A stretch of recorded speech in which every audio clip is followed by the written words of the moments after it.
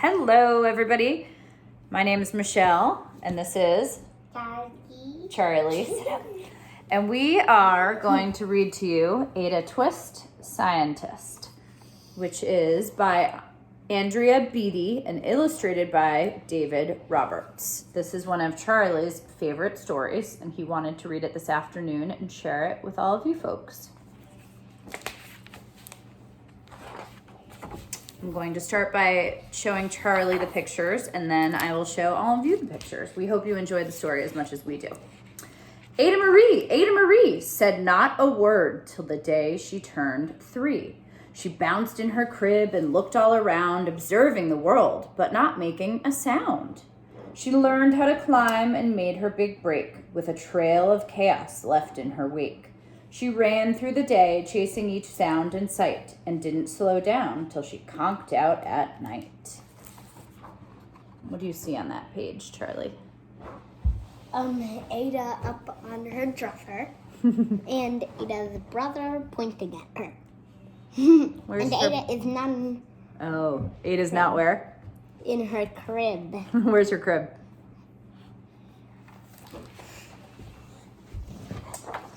Her parents were frazzled, but tried not to freak, as Ada grew bigger and still did not speak. Clearly, young Ada, with lots in her head, would have something to say when it ought to be said.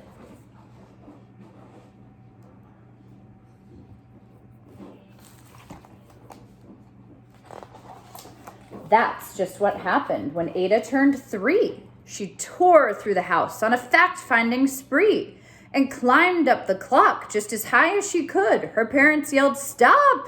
as all good parents would.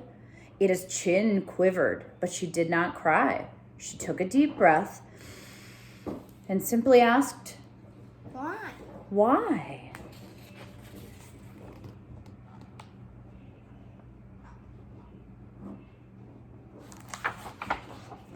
Why does it tick and why does it talk? Why don't we call it a granddaughter clock?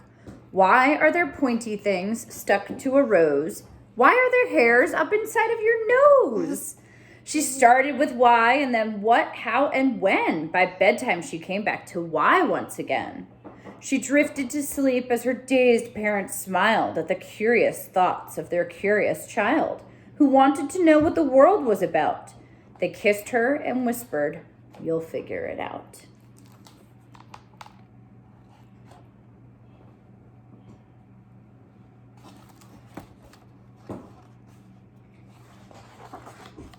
Her parents kept up with their high-flying kid, whose questions and chaos both grew as she did. Mom. Yeah. What's the thing that she's holding? She's planning up Haumea. These are all different planets that her family's holding up. I don't know if that's a moon that I don't know about. It's probably Even Miss Greer found her hands were quite full when young Ada's chaos wreaked havoc at school. But this much was clear about Miss Ada Twist. She had all the traits of a great scientist.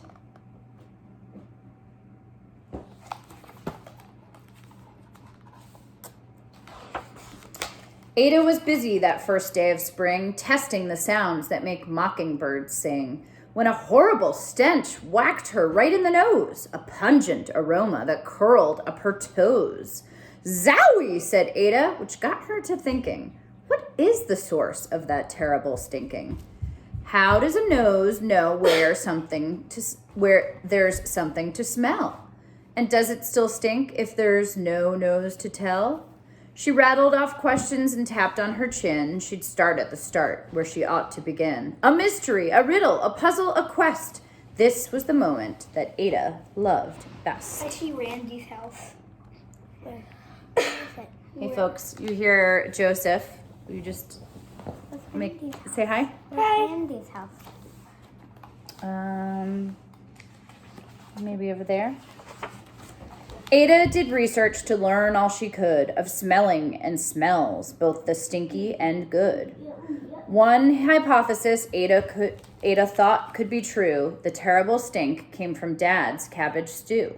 She tested and tested, but soon Ada knew it was time to come up with hypothesis Plan 2. Joseph.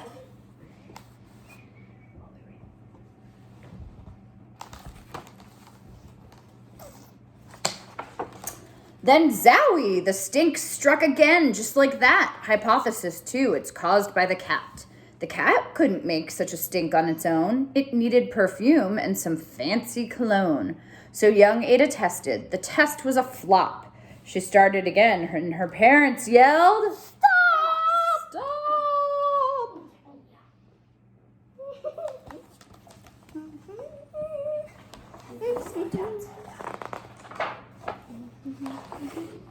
Ada Marie, to the thinking chair now. By the time we count 3.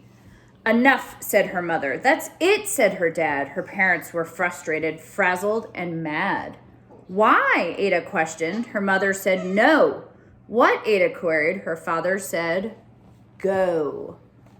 You've ruined our supper. You've made the cat stink. Enough with your questions. Now sit there and think. She looked at her parents. Her heart turned to goo. Poor Ada Twist didn't know what to do.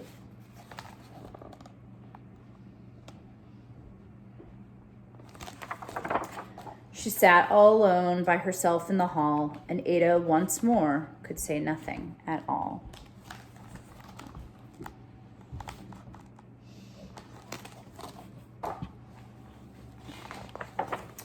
And so Ada sat, and she sat, and she sat, and she thought about science and Stu and the cat, and how her experiments made such a big mess. Does it have to be so? Is that part of success? Are messes a problem? And while she was thinking, what was the source of that terrible stinking? Ada Marie did what scientists do. She asked a small question, and then she asked 2. And each of those led her to 3 questions more, and some of those questions resulted in 4. As Ada got thinking, she really dug in. She scribbled her questions and tapped on her chin. She started at why, and then what, how, and when. At the end of the hall, she reached why once again.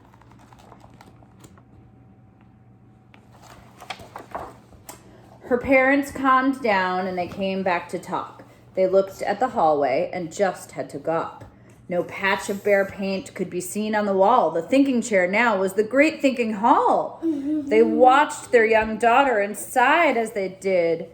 What would they do with this curious kid who wanted to know what the world was about? They smiled and whispered, we'll figure it out. She drew all over the wall, all of her questions, right, guys? Yeah.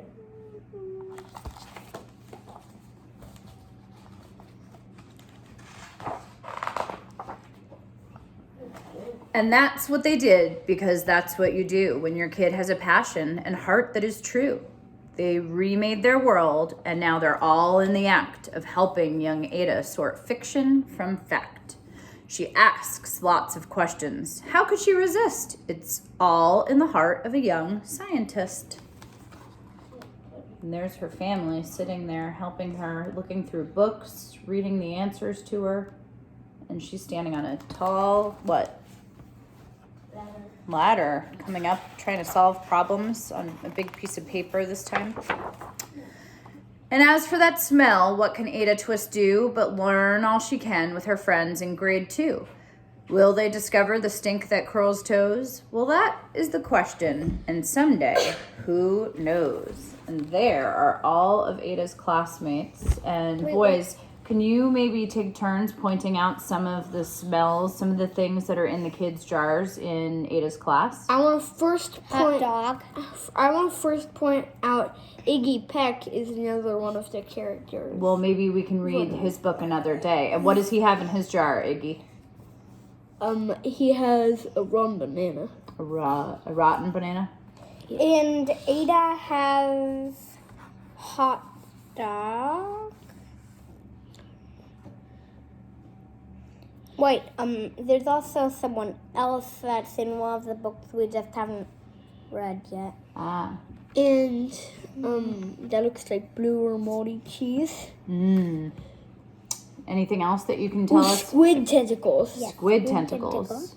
What else? What are some of the other jars? A coconut. Half coconut. That's not a coconut. Yeah, it is. No, that's gosh. Let's take a look. That is, ooh, a red onion. And this one looks like a hydrangea. Do you think that smells nice? Yeah. And what about this one? What does that look like? Lego? A Lego. Oh, Charlie's foot is in the camera. Sorry, folks. Okay, well, and in the background, you may hear our dog, Cisco, who is scratching at things right now. We'll quickly show you him. Joseph, can you give Cisco a rub? Yeah. Okay. Well, thank you for reading with us today, and we will read with you another time. Thank you. Bye. Bye. Wow.